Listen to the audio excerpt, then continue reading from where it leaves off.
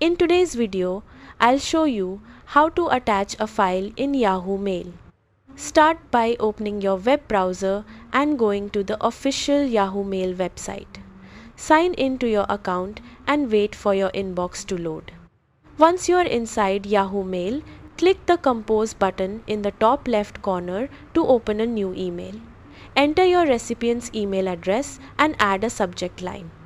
You can write your message now or attach the file first, the order doesn't matter.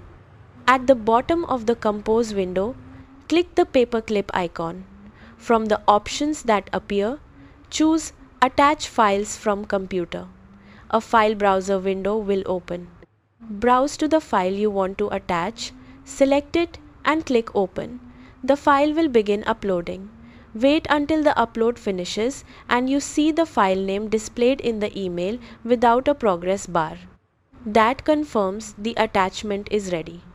Keep in mind that Yahoo Mail typically allows attachments up to about 25 megabytes.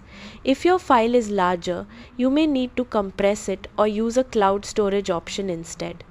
Once everything looks correct, including your attachment, click Send. That's it, you've successfully attached a file in Yahoo Mail.